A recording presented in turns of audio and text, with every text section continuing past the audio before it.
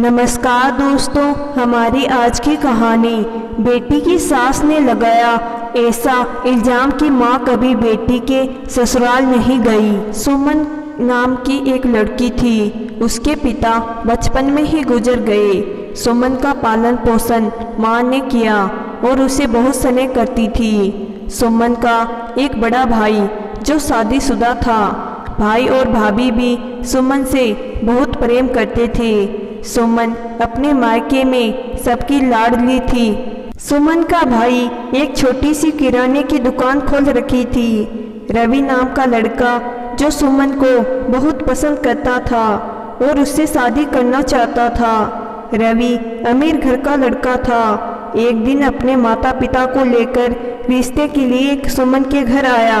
अच्छा घर और वर देखकर सुमन के मायके वाले बहुत खुश थे। सुमन की माँ इस रिश्ते के लिए राजी हो गई। सगाई के दिन रवि की माँ ने सुमन को तोहफे में सोने का खानदानी हार देती है।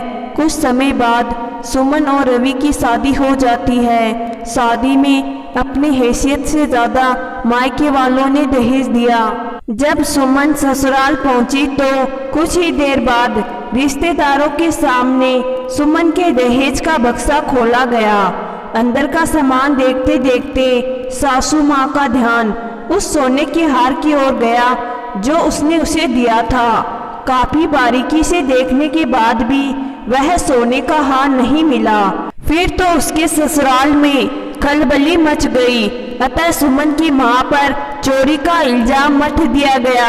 एक तो बेटी के बक्से में कुछ अच्छा सामान भी नहीं है, ऊपर से जो सगाई में हार दिया था वह भी इसकी माँ ने निकाल लिया। चोर है इसके मायके वाले। सुमन की सासू माँ उसकी भाई से शिकायत कर रही थी। सुमन की शादी के बाद भाई हालचाल लेने उसके ससुराल आया था। उसकी माँ को बिटिया की चिंता लगी हुई थी, क्योंकि उसकी शादी में ससुराल वालों की तरफ से कुछ ज़्यादा ही ड्रामा हुआ था, तो वे लोग डरे हुए थे। सुमन का भाई उसकी सासू माँ के ताने और उलाने बहुत देर से सुन रहा था। सासू माँ को सुमन और उसके मायके वालों से इतनी शिकायतें थी जो खत्म होने का नाम ही नहीं ले रही थी। जब उन्होंने सुमन की माँ पर हार निकालने का इल्जाम लगाया तब भाई चुप ना रह सका।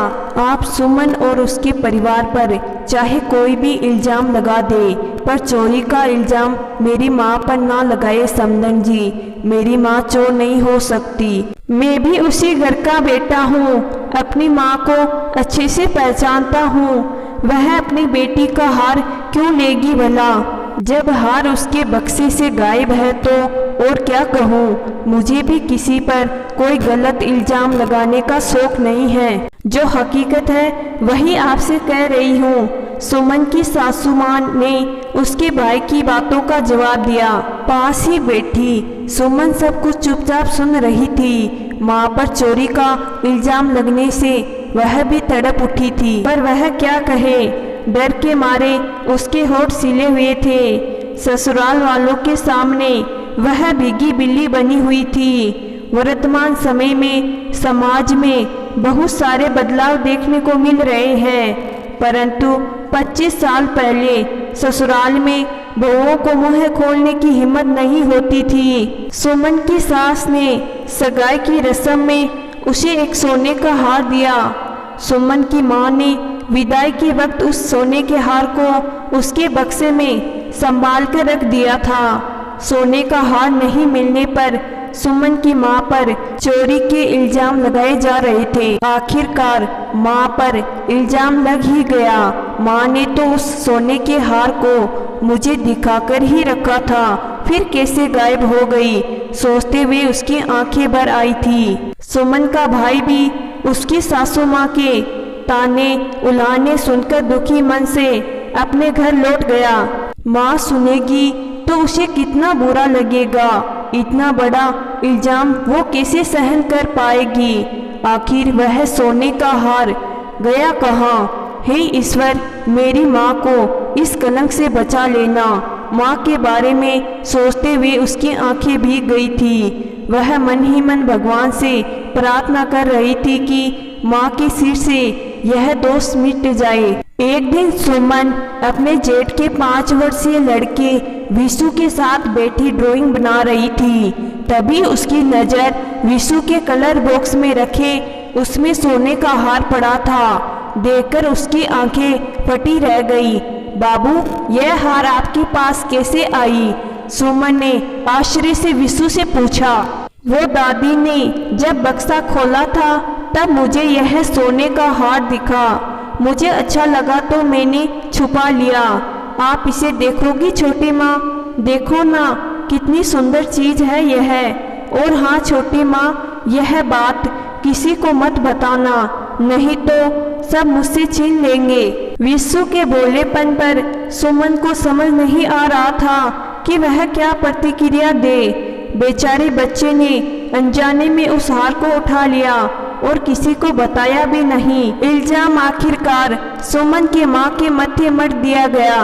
अगर उसी दिन इस सोने के हार की अच्छे से छानबीन की गई होती तो इतनी बात भी नहीं बढ़ती। आखिरकार सच्चाई तो उसके ससुराल वालों के सामने आ ही गई और सासू माँ ने भी बड़ी बेबाकी से कह दिया, मुझे सोने का हार नहीं दिखा तो मैंने सोचा ससुराल वालों के लिए तो बात आई गई हो गई, परंतु उसकी माँ के ऊपर बिना जाने समझे जो इल्जाम लगा उसकी भरपाई कभी हो पाएगी? कदापि नहीं। सुमन की माँ आज तक इस घटना को नहीं भूल पाई और उसके ससुराल जाने से भी घबराती है। बेवजह इल्जाम लगाने से मायके वालों के रिश्तों में दरार आ गई थी। तो दोस्तों, मैं आशा करती हूँ कि आज की कहानी आपको जरूर पसंद आई होगी। कहानी पसंद आई है तो कहानी को लाइक और चैनल को जरूर सब्सक्राइब करिएगा। धन्यवाद।